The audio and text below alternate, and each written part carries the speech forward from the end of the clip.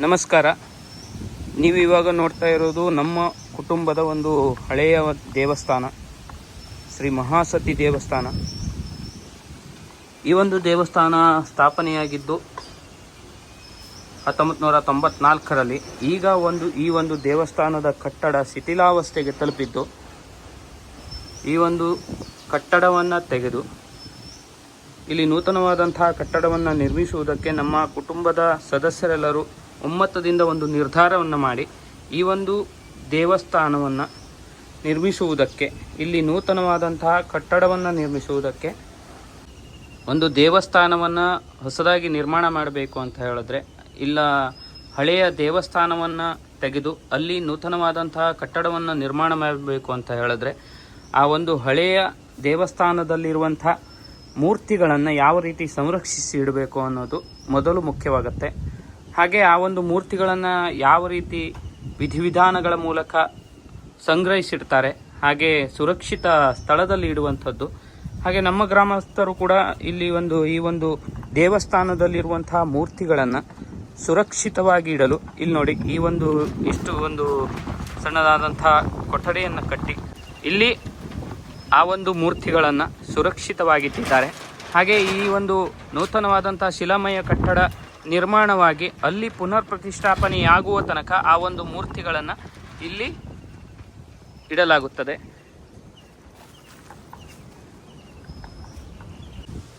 ಇಲ್ಲಿ ನೂತನವಾದಂತಹ ಶಿಲಾಮಯ ಕಟ್ಟಡವಾಗುವ ಮುನ್ನ ಈ ಒಂದು ಹಳೆಯ ದೇವಸ್ಥಾನದ ಮೂರ್ತಿಗಳ ಕಲಾಭಾವವನ್ನು ಇಳಿಸಿ ಭಟ್ಟರು ಯಾವ ರೀತಿ ಸುರಕ್ಷಿತವಾಗಿ ಇಡ್ತಾರೆ, ಅವರ ಪೂಜೆಯ ವಿಧಿವಿಧಾನಗಳನ್ನು ನೋಡೋಣ, ಯಾವ ರೀತಿ ಮಾಡ್ತಾರೆ ಅಂತ ಹೇಳ್ಬಿಟ್ಟು.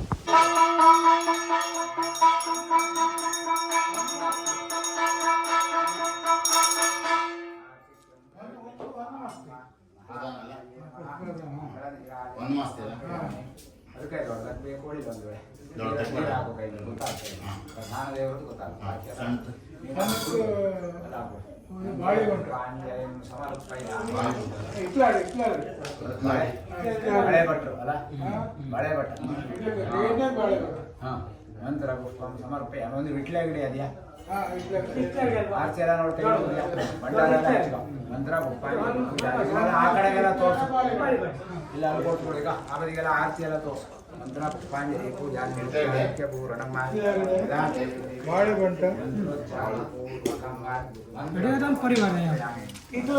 ಪರಿವಾರ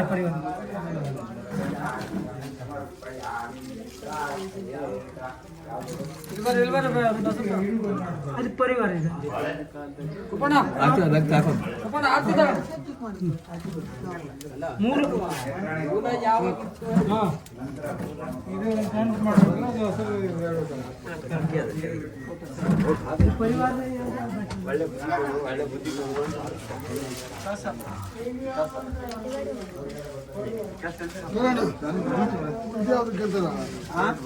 ಕೊಂಬೆ ಯಾವುದಕ್ಕಿಂತ ಕೇಳ ಯಾವ್ದು ಗೊತ್ತಿಲ್ಲ ಹೇಳಿ.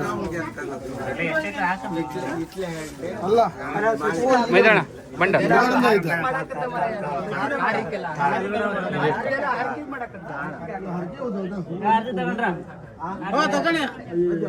ಅಲ್ಲಿಂದ ತಗೊಂಡಿ, ಅಲ್ಲೇ ತಗೊಂಡಿ ಕೃಷ್ಣ.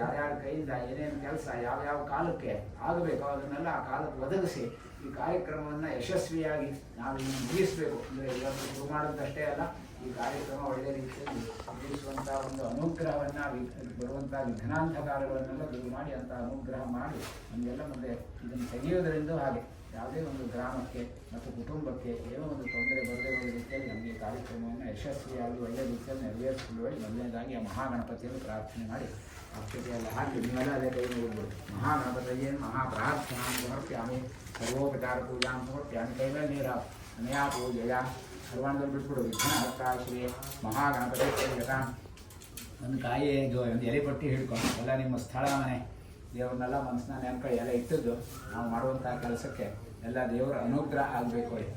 ಒಂದು ಕಾಯಿ ಹಿಡ್ಕೊಂಡು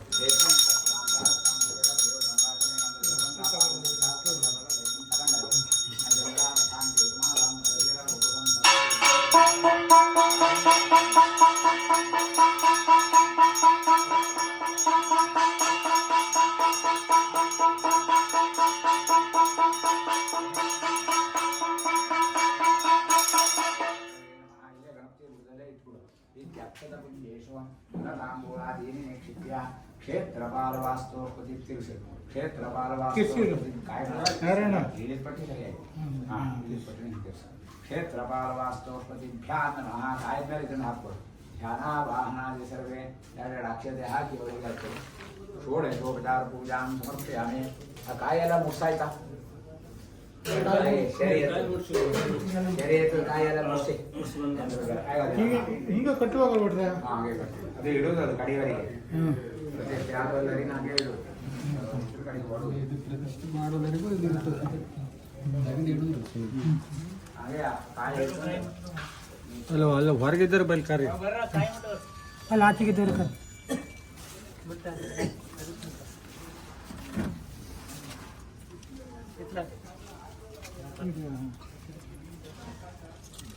ಹೊರಗಿದ್ದಾರಲ್ಲ ಬರ್ರ ಈಶ್ವರ ಕಾರ್ಯ ಅಲ್ಲೇ ಹಾಗೆ ಜನರಿಗೆಲ್ಲ ಎರಡೆರಡು ಅಕ್ಷತೆ ಕೊಡ್ಬೋದು. ಈಶ್ವರ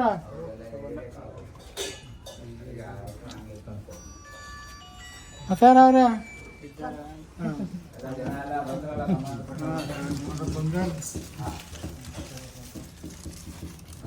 ಇವ್ರು ಕೇಳ್ಕೊಡು ಯಜಮಾನ್ರಿಗೆ. ನೀವು ಅಲ್ಲೋ ನಿಂತ್ಕೊ, ದೇವ್ರ ಬದಿ ಮುಖ ಮಾಡಿ ಹೋಗಿ. ನೀವೆಲ್ಲ ಅಕ್ಷತೆ ಇಟ್ಕೊಂಡ್ಬರೋಲ್ಲ, ಹಿಡ್ಕೊಳ್ಳಿ. ದೇವ್ರ ಬದಿ ಮುಖ ಮಾಡಿ ನಿಂತ್ಕೊಳ್ಳಿ. ಪ್ರಸನ್ನ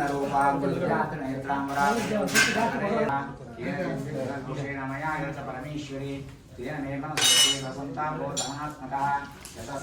ಕೈ ಮೇಲೆ ಮಹೇಶ್ವರ ತ್ರಯೋತಿಷ್ಠಂ ಯಾನಾಥ ಭಕ್ತನಾಥೇ ಭಯ ಭಕ್ತಾನಾಂ ಹಿತಕಾಮ್ಯ ದೋಷ ವಿಧ್ವಂಸ ಮಂದಿರಂ ಮಂದಿರಂ ತ್ವತ್ಕೃತಂ ಮಯಾ ತ್ವತ್ಕೃತಾಮಯ ಪ್ರಸೀದ ಮೇ ಕುರುತ್ರಾಣಂ ಜೈ ಗೋಪಂ ವೀರೇ ಭಜಂ ಮಜ್ಜಿತೋಸ್ಮಿ ಭವಾಂಬೋ ದೋಷಮಯ ಪ್ರಚಿತಸ್ಯ ಚ ನಮೋನಮಸ್ತೆ ನಮಃ ಪ್ರಸೀದ ಪರಮೇಶ್ವರೇ ಪಾಹಿ ಪಾಹಿ ತ್ರಿಲೋಕೇಶೇ ಶಂಕರಾರ್ತಿ ವಿನಾಶಿನಿ ವಿನಾಶನಿ ಪ್ರಸಾದಾಚ್ಯ ನೇಮಾಸ್ತು ದೋಷ ಸಮಯ ಸಂಹಿತಃ ಅದ್ಯಾಸ್ತು ಕರ್ಮ ಸಂಪತ್ತಿಃ ಪ್ರತಿಷ್ಠೋತ್ಸವ ಕರ್ಮಣಿ ಅಷ್ಟಬಂಧ ಮಹೋತ್ಸವೇ ನಿತ್ಯ ನಿವೃತ್ತಿಗಾರ್ಯತೆ ಸಂಹಾರವನ್ನು ಕರ್ತು ಅನುಜ್ಞಾಂ ದಾತುಮೇವ ಭವತಿ.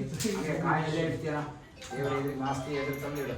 ಈ ಕೈ ಮುಟ್ಟ ಇದಂ ಭಾಗಮಯ ದೇವ ಸ್ಥಾಪಿತಂ ಕುರುವಸ್ತವ ತೇನ ಮೇ ಸುಫಲಾವಾಪ್ತಿರ ಭವೇತ್ ಜನ್ಮನಿ ಜನ್ಮನೇ ನಿವಾರಿಸಿ. ಅನ್ನಮಾಸ್ತಿ ನಮಃ ಸಪರಿವಾರ ದೇವತಾಭ್ಯೋ ನಮಃ ಫಲಂ ಸಮರ್ಪಯಾಮಿ. ಹಾಗೆ ಈ ಅಕ್ಷತೆ ನೀವು ಸಿಕ್ಕಿಲ್ಲಲ್ಲ, ಇದು ಇಟ್ಕೊಂಡು ಅಲ್ಲಿ ಹೋಗಿ ನಿಂತ್ಕೊ. ನೀವೆಲ್ಲ ಅಕ್ಷತೆ ಇಟ್ಕೊಂಡಿರಲ್ಲ, ನೀವೆಲ್ಲ ಹೇಳಿಕೆ ಮಾಡ್ಕೊಳ್ಬೇಕು. ಅಂದರೆ ಎಷ್ಟೋ ಕಾಲದಿಂದ ಇದ್ದಂಥ ಒಂದು ಸ್ಥಳ, ಎಷ್ಟೋ ಜನ ಭಕ್ತರು ಇಲ್ಲಿ ತಮ್ಮ ಸೇವೆಯನ್ನು ಸಲ್ಲಿಸಿದಂಥ ಒಂದು ನಾವು ನಡ್ಕೊಳ್ಳುವಂಥದ್ದು, ನಾವು ನಮ್ಮ ಪೂರ್ವಜರು ಎಲ್ಲ ನಡ್ಕೊಂಡಂಥದ್ದು. ಮತ್ತು ಎಷ್ಟೋ ದೂರದಿಂದ ತಮ್ಮ ಬುಡಾವಣೆ ಮಾಡಬೇಕು ಅಂದರೆ ಅದಕ್ಕೆ ನಿನ್ನ ಪ್ರೇರಣೆನೋ ಅಥವಾ ನಮಗೆಲ್ಲ ಅಂತ ಒಂದು ಕಾಲ ಸನ್ನಿಹಿತವಾಗಿದೆಯೋ ಏನೋ ಗೊತ್ತಿಲ್ಲ. ಅಂತೂ ಇದನ್ನು ಪುನಃ ನಾವು ಪ್ರತಿಷ್ಠೆಯನ್ನು ಮಾಡಬೇಕು, ಈ ಸ್ಥಾನವನ್ನು ತೆಗಿಬೇಕು, ಶಿಲಾಮಯ ಮಾಡಬೇಕು ಹೇಳುವಂಥ ಒಂದು ಸಂಕಲ್ಪದಿಂದ ನಾವೆಲ್ಲ ಈ ಒಂದು ಕೆಲಸಕ್ಕೆ ಹೊರಟಿದ್ದೇವೆ. ಇವತ್ತು ನಾವು ಇಲ್ಲಿಂದ ನಿನ್ನನ್ನು ಈ ಒಂದು ದೇವಾಲಯದಿಂದ, ಈ ಮೂರ್ತಿಯಿಂದ ನಾವು ನಿನ್ನನ್ನು ವಿಸರ್ಜನೆ ಮಾಡಬೇಕು, ಕಲೆಯನ್ನು ಇಳಿಸಬೇಕು, ಕಲಾ ಸಂಕೋಚ ಮಾಡಬೇಕು, ಮತ್ತು ನಿಷ್ಕ್ರಾಮಣ ಹೋಮ ಮಾಡಿ ನಿನ್ನನ್ನು ಬೇರೆ ಒಂದು ಜಾಗದಲ್ಲಿ ಜೀವ ಕಲಶದಲ್ಲಿ ನಾವು ಇಡಬೇಕು. ಅಂದರೆ ಎಲ್ಲಿವರೆಗೆ ಕೇಳಿದ್ರೆ ಈ ಪುನಃ ಇದರ ಕಟ್ಟಡ ಎಲ್ಲ ಮುಗಿದು ಮತ್ತು ಪುನಃ ಪ್ರತಿಷ್ಠೆ ಆಗುವಲ್ಲಿವರೆಗೆ ನೀನು ಆ ಜೀವ ಕಲಶದಲ್ಲಿ ನಿಂತು, ಯಾಕಂದರೆ ಸ್ಥೂಲವಾಗಿರ್ತಕ್ಕಂಥ ಶರೀರ, ನಾವು ಒಂದು ಕಲಶವನ್ನು ಇಟ್ಟಿದ್ದೇವೆ, ಆ ಕಲಶದಲ್ಲಿ ನೀನು ಬಂದು ಸಂಕೋಚ ಅಂದರೆ ಹಾಗೆ ಅದರಲ್ಲಿ ಬಂದು ನೀನು ವಾಸವಾಗಿ ಇರಬೇಕು. ಯಾಕಂದರೆ ಇಲ್ಲಿ ತೆಗೆಯಲಿಕ್ಕೆ ನೀನು ನಮಗೆ ಅಪ್ಪಣೆಯನ್ನು ಕೊಡಬೇಕು. ಈ ಕೆಲಸ ಯಾವ ರೀತಿಯಲ್ಲಿ ನಡೆಯಬೇಕು, ಯಾವ ರೀತಿಯಲ್ಲಿ ನಡೆದರೆ ಅದು ನಿನಗೆ ಸಂತುಷ್ಟಿ ಆಗ್ತದೆ, ಆ ರೀತಿಯಾಗಿ ನೀನು ನಮಗೂ ಹೌದು ಬ್ರಾಹ್ಮಣರಿಗೂ ಹೌದು ಆ ಪ್ರೇರಣೆಯನ್ನು, ಆ ಸೂಚನೆಯನ್ನು ನೀನು ನಮಗೆ ಕೊಡಬೇಕು. ಮತ್ತು ಈ ಕೆಲಸ ಯಾರ್ಯಾರ ಕೈಯಿಂದ ಏನೇನು ಕೆಲಸ ಯಾವ್ಯಾವ ಕಾಲಕ್ಕೆ ಇಲ್ಲೆಲ್ಲ ಒದಗಬೇಕೋ ಅದನ್ನೆಲ್ಲ ನೀ ಆ ಕಾಲಕ್ಕೆ ಸರಿಯಾಗಿ ನಮಗೆ ಒದಗಿಸ್ಕೊಡ್ಬೇಕು.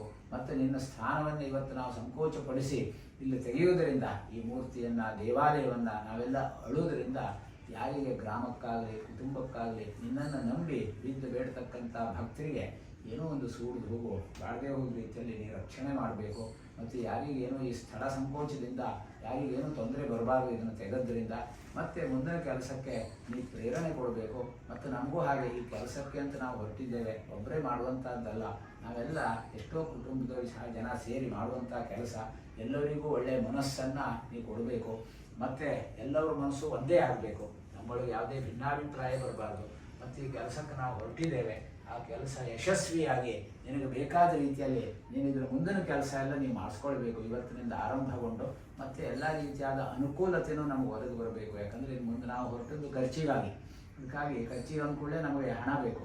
ಹಣ ಅಂದರೆ ನಾವು ಮಾಡುವಂಥ ದುಡಿಮೆಯಲ್ಲೋ ನಮಗೆ ಅಂದರೆ ಮಾಡುವಂಥ ದಂಧೆ ನಮಗೆ ಕೈ ಹಿಡಿದು ಅದರಲ್ಲೂ ನಮಗೆ ಸಂಪತ್ತನ್ನು ಅಂದರೆ ನಮಗೆಲ್ಲ ಹಣವನ್ನು ನೀನು ಅನುಕೂಲತೆಯನ್ನು ಒದಗಿಸ್ಕೊಡ್ಬೇಕು.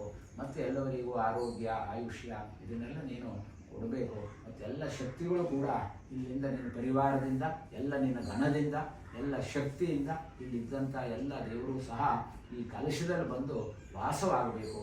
ಮತ್ತು ನಮಗೆಲ್ಲ ಪ್ರೇರಣೆ ಕೊಡಬೇಕು. ಆ ಒಂದು ಉತ್ಸಾಹವನ್ನು, ಈ ಕೆಲಸವನ್ನು ಮಾಡುವಂಥ ಹುಮ್ಮಸ್ಸನ್ನು ನೀನು ನಮಗೆ ಕೊಡಬೇಕು. ಯಾಕಂದರೆ ಕೆಲಸ ಶುರುವಾಗುವಾಗಿದ್ದ ಹುಮ್ಮಸ್ಸು ಕಡಿಮೆ ಆಗಿಬಿಡ್ತದೆ. ಹಾಗೆಲ್ಲ ಆಗಬಾರ್ದು. ಈ ಕೆಲಸ ಮುಗಿಯುವಲ್ಲಿವರೆಗೆ ಏನು ನಮಗೆ ಉತ್ಸಾಹವನ್ನು ನೀ ಎಲ್ಲರಿಗೂ ಕೊಟ್ಟು ನಮ್ಮ ಕೈಯಿಂದ ಈ ಕೆಲಸವನ್ನು ಮಾಡಿಸ್ಕೊಳ್ಬೇಕು.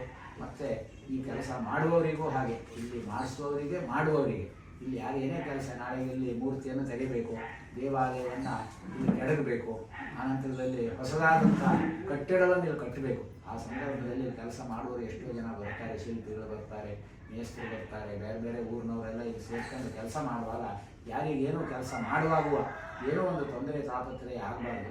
ಮತ್ತು ಈ ಸ್ಥಾನವನ್ನು ಯಾವುದೇ ಒಂದು ಕೆಟ್ಟದ್ದು ಇಲ್ಲಿ ಆಶ್ರಯಿಸಿ ನಮಗೆ ಇಲ್ಲಿ ಕೆಲಸ ಮಾಡಲಿಕ್ಕಾಗಲಿ, ಮುಂದಿನ ಕೆಲಸಕ್ಕೆ ಅಥವಾ ಇಲ್ಲಿ ಗ್ರಾಮಕ್ಕೆ ಏನೇ ತೊಂದರೆ ಕೊಡುವಂಥ ದುಷ್ಟ ಶಕ್ತಿಗಳಿದ್ದರೆ, ಅಥವಾ ಇಲ್ಲಿ ಯಾವುದೇ ಗಿಡ ಮರ ಅಥವಾ ಈ ಕ್ಷೇತ್ರದಲ್ಲಿ ಈ ಕಟ್ಟಡದಲ್ಲಿ ಯಾವುದೇ ಬಂದು ನಿಂತದ್ದಿದ್ದರೆ, ಅಥವಾ ಏನೇ ಒಂದು ಕೆಟ್ಟದ್ದಿಲ್ಲಿದ್ದರೂ ಅದೆಲ್ಲ ಇವತ್ತು ಮಾಡುವಂಥ ಈ ಹೋಮದಿಂದ ಮತ್ತು ಕಲಾ ಸಂಕೋಚ ವಿಧಿಯಿಂದ ಅದೆಲ್ಲ ತಮಗೆ ಕೆಟ್ಟದ್ದೆಲ್ಲ ದೂರ ಆಗಬೇಕು. ಈ ಕೆಲಸ ಯಶಸ್ವಿಯಾಗಿ ಇಲ್ಲಿ ಸಂಪನ್ನಗೊಳ್ಳಬೇಕು. ಎಷ್ಟು ದಿವಸ ಹೇಳಿ ನೀವೇನಾದ್ರು ಆಲೋಚನೆ ಮಾಡ್ಕೊಂಡಿದ್ರೆ ಇದನ್ನು ಮುಗಿಸುವುದು, ಕಟ್ಟಡ ಮಾಡಿ ಪುನಃ ಪ್ರತಿಷ್ಠೆ ಆಗುವಂಥ ವಾಕ್ಯವನ್ನು ದೇವರಿಗೆ ನಾವು ಹೇಳಬೇಕಲ್ಲ. ನಾವು ಈಗ ತೆಗೆಯೋದು ಆದರೆ ಎಷ್ಟು ದಿವಸದೊಳಗೆ ನಾವು ಮಾಡ್ಕೊಡ್ತೇವೆ ಅಂತ ದೇವರಿಗೆ ಹೇಳಬೇಕು. ಹಾಗಾಗಿ ದ್ವಾದಶ ಆಗ್ತಾ ಹೇಳಿ 1 ತಿಂಗಳಿಂದ 12 ವರ್ಷದವರೆಗೆ ಟೈಮ್ ಅದೇ. ಅದನ್ನು ನೀವು ಎಷ್ಟು ತಗೊಳ್ತೀರಿ ಹೇಳಿ ಅದನ್ನು ತಗೊಳ್ಬೇಕಾಗ್ತದೆ. ಅಂದ್ರೆ ಒಂದು ಸ್ವಲ್ಪ ಜಾಸ್ತಿನೇ ತಗೊಳ್ಳಿ, ಮುಗಿಲಿಲ್ಲ ಅಂದ್ರೆ ದೇವರಲ್ಲಿ ಮಾತಿಗೆ ತಪ್ಪದಂಗ ಹೇಗೆ ಮಾಡಿ ನೀವು. ಆದ್ರೆ ಸಮಯ ನೀವು ಜಾಸ್ತಿ ತಗೊಳ್ಳಿ.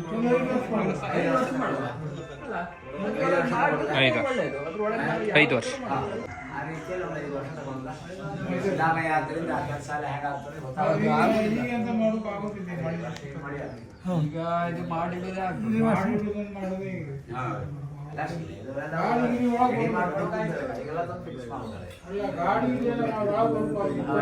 ಇಲ್ಲೇ ರೆಡಿ ಮಾಡ್ತಾರೆ. ಬೇರೆ ಕಡೆ ಮಾಡೋದೇ ಇರ್ತದೆ. ಇದೇ ಮೂರ್ತಿ ಮಾಡ್ಬೇಕಲ್ಲ, ಕಟ್ಟಡ ಶಿಲೆದಲ್ಲಿ ಪಿಲ್ಲರ್ ಹಾಕಿ ನೋಡುವ ಗುಡಿಗೆ ಆದಿಶಾಲ ಶಿಲೆ ಹೇಳ್ತಾ ಅದು ದೇವ್ರಿಗೆ ಯಾವ್ದು ಮಾಡ್ಬೋದು, ಹಾಗೇನಿಲ್ಲ, ಅದನ್ನೇ ಮಾಡ್ಬೇಕು. ಶಿಲೆ ಈಗ 5 ವರ್ಷ ತಗೊಳ್ಳುತ್ತಾ 5 ವರ್ಷ ಹೇಗಾಯ್ತದೆ.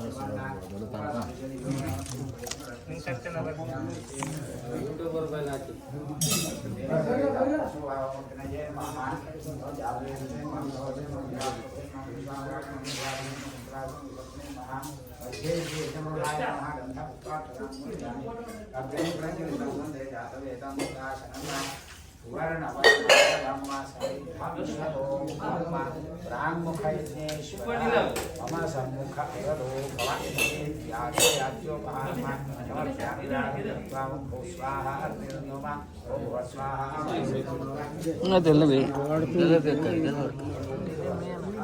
ನಮ್ದೆಲ್ಲ ಒಳಗೆ ಮರ ಫೋಟೋ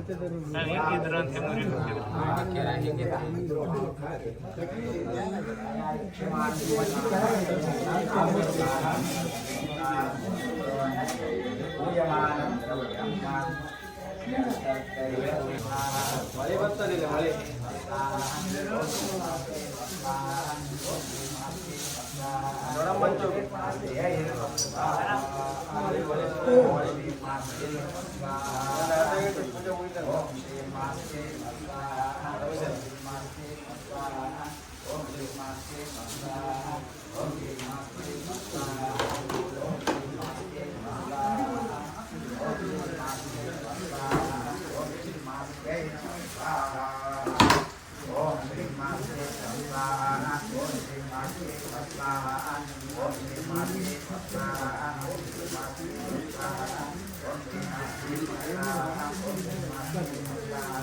ಅಲ್ಲಿ ಓಕೆ ಇದ್ದಾನೆ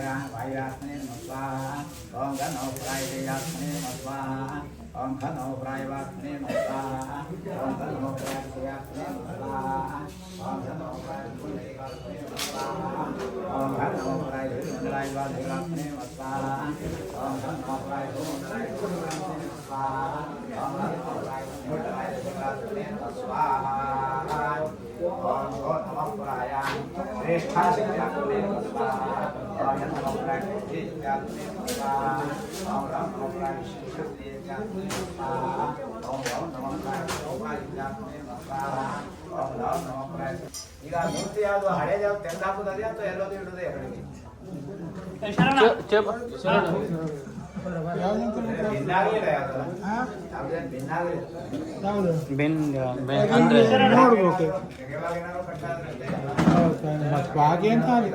ಎಂತ ಹಾಲಿಲ್ಲ ಅಂದ್ರೆ ಸದ್ಯಕ್ಕೆ ಯಾವುದು ತೆಗೆದಕ್ಕೂ ವಿಚಾರ ಇಲ್ಲ. ಅದೇ ಪ್ರಸಾದ ಕೇಳಿದ್ರೆ ಅದೇ ಆಗ್ಬೇಕಲ್ಲ. ಪ್ರಸಾದ ಕೇಳಿದ್ರು ಅದೇ ಮೂರ್ತಿ ಬೇಕು ಸಿಲಿತ್ಕೊಂಡು ಆಗಿಲ್ಲ ಇದೇ ಮೊನ್ನೆ ಇದೇ ಮೂರ್ತಿ ಮೊದಲಿನಿಂದ ಮತ್ತೆ ಕೇಳುವ ಪ್ರಸಾದ ಕೇಳಿದ್ರು.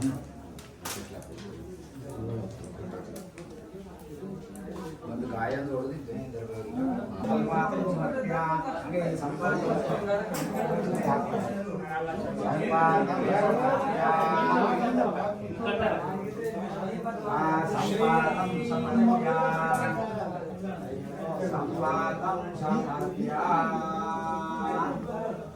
पंचोपचारे संपूज्या ओम व्याप्तिकाय मानव्याय माता गौतमाय मानव्याय वायुव्याप्तिकाय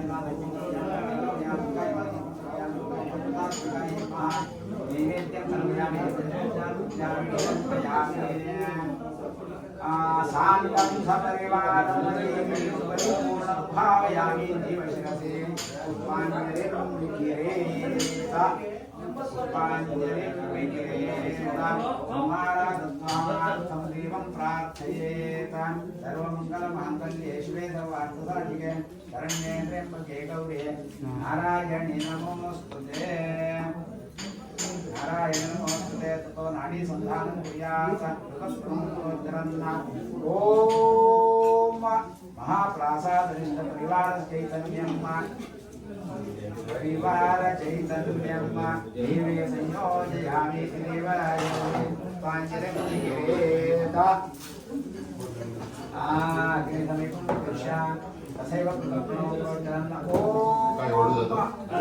चैतन्यम् अग्नौ संयोजयामि अग्नौ पुष्पाञ्जलिं समर्पयेत् ततः तत्त्वकलशाग्रतः उपविश्यात् तथैव कृतज्ञोत्तरन् ಲೋಕೇಶ್ ಬೈಲಿ ಹೇಳಿ आदेवे संयोजयामि पुष्पाञ्जलिं विकिरेत अष्टवारमाज्यं भूत्वा ओम श्री मास्त्यै नमः स्वाहा ओम श्री मास्त्यै नमः स्वाहा ओम श्री मास्त्यै नमः स्वाहा ओम श्री मास्त्यै नमः स्वाहा ओम श्री मास्त्यै नमः स्वाहा ओम श्री मास्त्यै नमः स्वाहा ओम श्री मास्त्यै नमः स्वाहा ओम श्री मास्त्यै नमः स्वाहा ओम मंदमप्लाय जीवात्मे नमः स्वाहा ओम शरम नमोप्लाय ओम परमात्मे नमः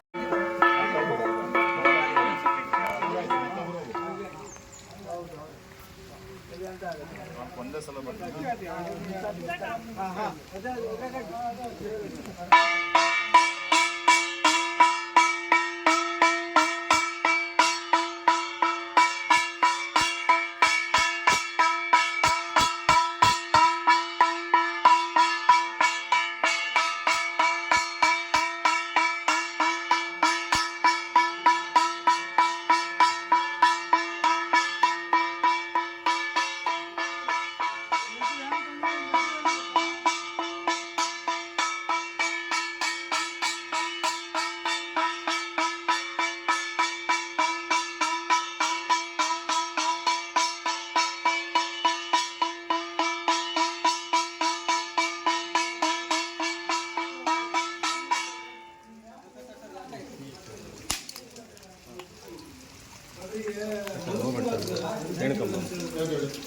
ಬರೋ ಕಡಿಲ್ಲ